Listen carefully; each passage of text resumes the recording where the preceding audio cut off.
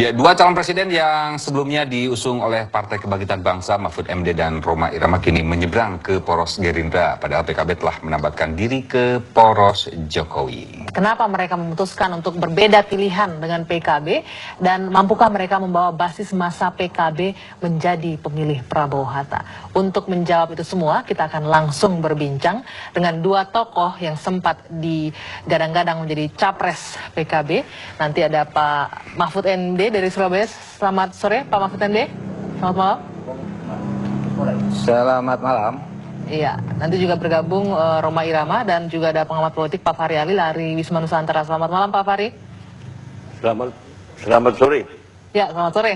Saya ke Pak Mahfud dulu nih. Pak Mahfud, apa nih yang menjadi dasar kuat? Karena kita tahu sebelumnya Anda sudah digadang-gadang jadi capres PKB dan kalau boleh dibilang kiai-kiai juga sudah mendukung Anda untuk ke sana. Nah, untuk sekarang ini mendukung Gerindra, sudah dapat dukungan full, Pak Mahfud?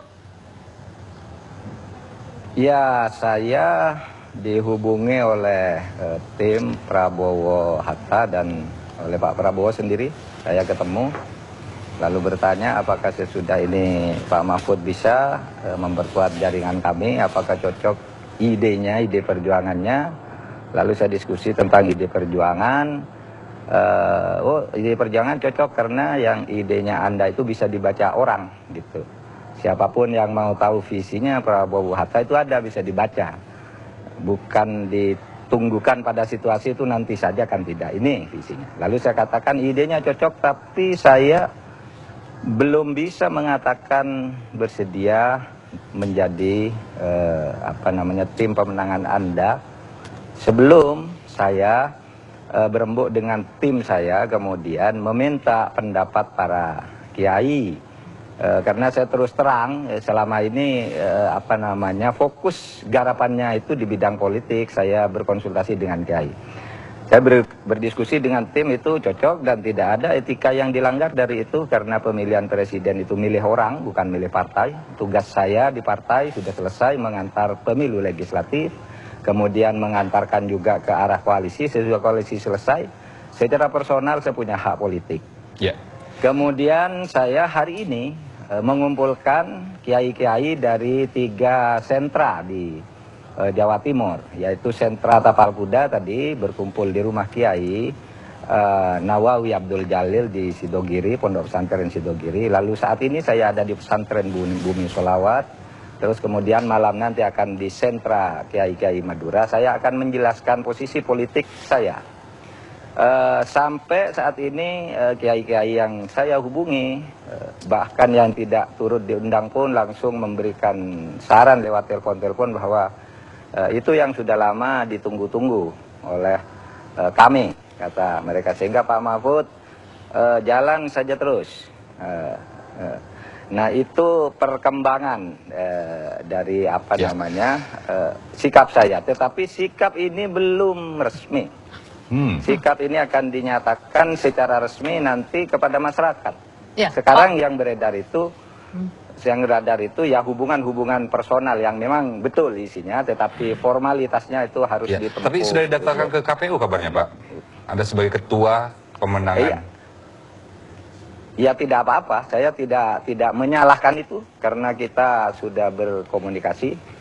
Toh itu kalau memang tidak, pada akhirnya kan bisa direvisi gitu. Tetapi itu memang dari hasil pembicaraan dengan saya. Resminya baru akan besok. Saya tidak akan melanggar etika dengan para pemegang kunci gerbong saya di daerah gitu. Ya, Pak Mahfud, ini menjadi agak lucu ketika pasangan Prabowo Hatta sudah firm tadi mengatakan bahwa kami sudah punya ketua tim pemenangan Mahfud MD, tapi Anda sendiri menyatakan bahwa belum bisa mengkonfirmasi secara resmi mengenai ini. Ya iya, kan memang saya bilang saya tidak akan mengkonfirmasi itulah, karena konfirmasi saya akan diberikan secara resmi tersendiri besok. Nah, Anda silakan saja. Menurut saya itu tidak salah. Gitu yang dilakukan, cuma konfirmasi saya secara resmi tidak bisa sepotong-sepotong. Itu akan dilakukan besok atau besok lusa.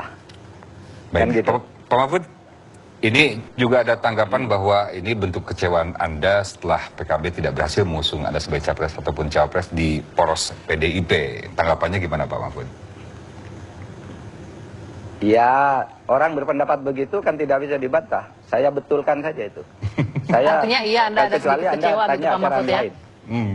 Iya, tapi kecewa dengan pilihan politik yang ini kan dua hal yang berbeda. Bahwa kecewa mungkin iya, siapapun mungkin iya kecewa. Tapi pilihan politik itu dua hal yang berbeda.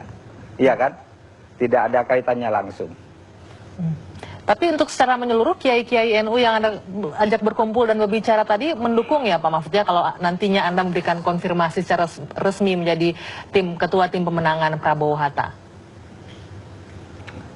Saya minta maaf tidak akan mengklaim mengatasnamakan kiai NU nanti karena mungkin ada saja di sana kiai NU yang lain. Tetapi yang saya katakan namanya jelas, ketokohannya jelas, dan mereka memang tokoh-tokoh NU non struktural dan sebagainya.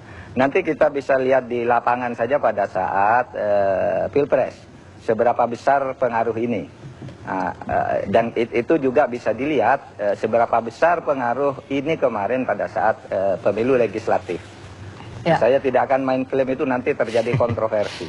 Oke, kita ke Pak Fahri Ali terlebih dahulu. Pak Fahri Ali, kalau Anda membacanya seperti apa sih Pak? Di satu sisi Pak Prabowo Hatta sudah mengkonfirmasi Pak Mahfud akan menjadi ketua tim pemenangan. Sementara tadi Anda mendengar penjelasan dari Pak Mahfud yang baru akan mengkonfirmasi besok atau lusa mengenai hal ini.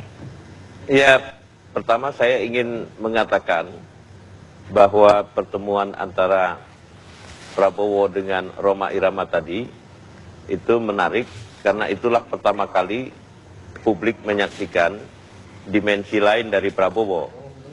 Dia bisa tertawa, dia bisa bercanda dan seterusnya gitu. Mungkin ini suatu hal yang menarik gitu. Nah yang kedua, Rhoma Irama itu adalah juga kawan saya gitu.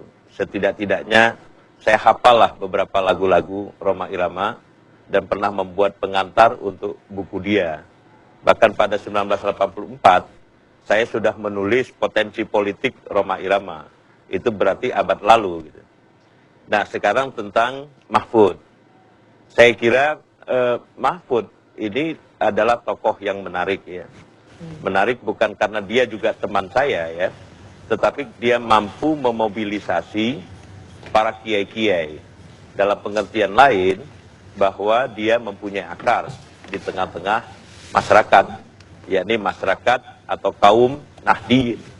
Nah, dalam konteks politik simbolik, punya akar ya pada dunia kekiaian itu adalah sebuah modal yang cukup besar. Dan sekali lagi itu membuktikan bahwa naiknya suara PKB kemarin itu betul-betul ya merupakan sumbangan tokoh-tokoh. Di samping Mahfud MD itu juga ada Rhoma Irama gitu. Nah, tetapi di dalam konteks lain, saya kian melihat bahwa politik dalam konteks Pilpres sekarang ini itu semakin memperlihatkan inklinasi dari individu-individu, bukan lagi partai gitu. Jadi kalau Mahfud tadi sama sekali tidak mengelak ya untuk mengatakan bahwa dia telah menjadi juru bicara dari Prabowo Hatta, lalu pada saat yang sama dia juga mengatakan bahwa dia memang betul-betul tidak happy dengan tindakan Muhaimin Iskandar, maka pilihan politik yang diambil ini itu betul-betul pilihan yang bersifat individual, sama seperti yang dialami oleh Rhoma Irama gitu. Dan di dalam beberapa hal mungkin ya Partai Demokrat misalnya itu juga ada unsur-unsur yang bersifat relasi individual yang mempengaruhi kemudian kecenderungan politik mereka gitu. Nah, jadi tidak terlalu penting apakah Mahfud MD itu menyatakan belum resmi atau tidak resmi, tetapi nyatanya dia sudah memobilisasi kekuatan kiai di Jawa Timur gitu. Jadi tidak usah dikatakan lagi apakah dia bersedia atau tidak bersedia gitu.